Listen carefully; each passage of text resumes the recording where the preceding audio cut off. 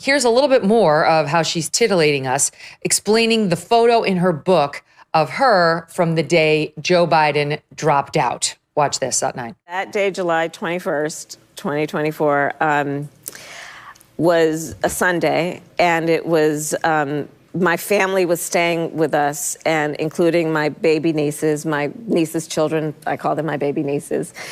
And we had a really wonderful brunch. Again, I talk about what that day is. But and then I get the call from... Ladies and gentlemen, brace yourselves, because what you're about to hear isn't just another political squabble. It's a full-scale takedown. A moment where media veteran Megyn Kelly takes the carefully constructed image of Vice President Kamala Harris and tears it apart on live television. For years, Harris has been packaged as a trailblazer, a history maker, a bold symbol of progress. But Megyn Kelly exposes what many have whispered about behind closed doors, behind the optics. The rehearsed laughter and the endless buzzwords lies a politician completely unprepared for the role she occupies. Tonight, we dig deep into the gaffes, the word salads, the policy failures, and the dark secret that could derail Harris's entire career and, possibly, the Democratic Party's future. Because this isn't just about one speech or one awkward laugh. This is about the unmasking of an illusion.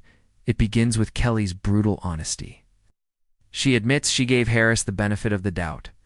After all, Harris was the Attorney General of California, a United States Senator, and now Vice President of the United States.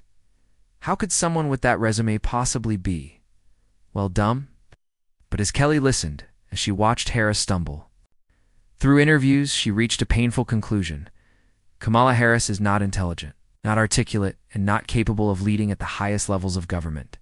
Kelly doesn't sugarcoat it. She calls it out directly. She cannot put two sentences together. It's not a partisan talking point. That's a seasoned journalist's verdict after years of observation. From the very beginning, Kamala Harris's rise in politics has been more about symbolism than substance. The narrative sold to the American people was clear. The first woman of color to become vice president, a pioneer breaking glass ceilings, fearless prosecutor who would fight for justice. But as Kelly points out, the reality is far less flattering. Harris isn't remembered for groundbreaking legislation. She isn't admired for unifying speeches. She's remembered for incoherence moments where she rambles through word salads, so incomprehensible that even professional commentators are left scratching their heads. It's as if Harris has mastered the art of speaking for 5 minutes straight without ever actually saying anything. And Kelly calls it what it is: a career built on optics, carefully staged photo ops, and buzzwords meant to distract from the lack of real leadership. If you've spent any time on social media, you've probably seen the viral compilations. Kamala Harris standing at a podium repeating the same phrase 3 or 4 different times, rearranging the words as though repetition somehow creates wisdom. Megyn Kelly amplifies this reality. She says Harris has become a walking comedy routine, Politician who manages to turn serious issues into late-night punchlines. Instead of delivering clarity, Harris delivers confusion. Instead of leadership, she gives nervous laughter. Kelly paints a devastating picture. The Vice President of the United States, sounding less like a commander and more like a student who forgot to study for the exam, is trying desperately to fill time with empty words. And the internet has noticed. Harris's speeches have become memes. Her awkward pauses and exaggerated nods replayed endlessly as proof that something just isn't right. But Kelly doesn't stop at word salads. She digs deeper into what she calls Harris's fatal flaw: a complete lack of authenticity. Think about it. Every time Harris speaks, her delivery feels staged. The laughter feels forced. The pauses are exaggerated. Smiles look rehearsed. It's as though she's an actor reading lines from a bad script, forever overplaying her hand. Kelly argues that this isn't just awkward, it's dangerous. It's because a leader who can't connect with people can't inspire them. A leader who can't inspire cannot lead. This is where the dark secret emerges. Kamala Harris isn't a natural leader at all. She's a brand. A political product packaged for optics, sold on symbolism, but hollow at the core now. Optics might work in the short term, but eventually the job demands results. Here's where Harris's failures become undeniable. Remember when President Biden appointed her as the border czar? The task was clear: address the growing crisis at America's southern border. Instead of solutions, Harris delivered photo ops and press conferences filled with vague platitudes. Megyn Kelly skewers this moment. She compares Harris's leadership to hiring someone to fix a leaky roof only to watch them stand outside, comment on the rain, and then leave. It wasn't leadership. It was performance. And while Harris staged her appearances, the crisis only worsened. Communities along the border felt abandoned. Critics on both sides of the aisle demanded answers. But all Harris offered was more rhetoric. Another major point Kelly hammers home is Harris's reliance on identity politics. Instead of building a record of achievements, Harris leans on the fact that she's a first. The first woman, the first Black and South Asian vice president. And yes, those are historic milestones. But as Kelly points out, milestones don't govern. Titles don't solve inflation. Optics don't secure the border. The country needs leadership, not slogans. Kelly makes it crystal clear. Harris has mastered attaching herself to history, while detaching herself from responsibility.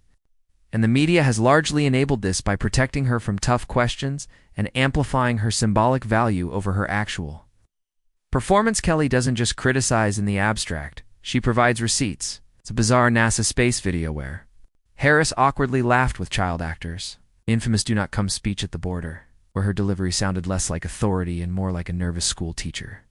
The constant gaffes in interviews where she stumbles over basic policy questions. Each clip, Kelly argues, reveals the same truth. Kamala Harris is not ready for prime time.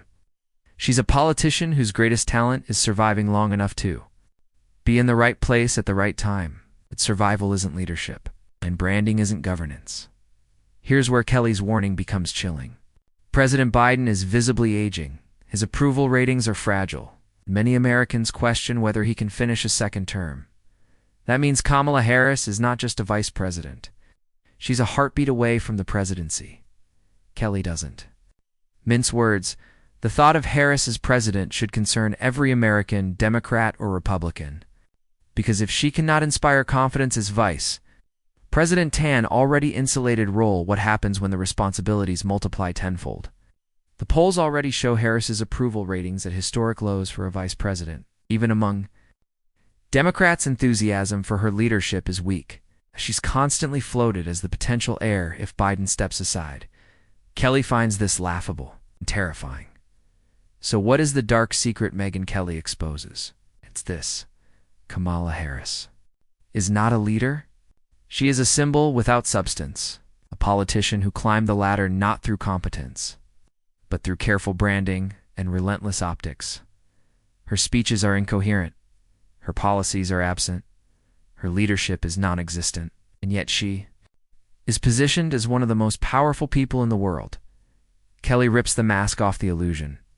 Harris isn't just a bad politician.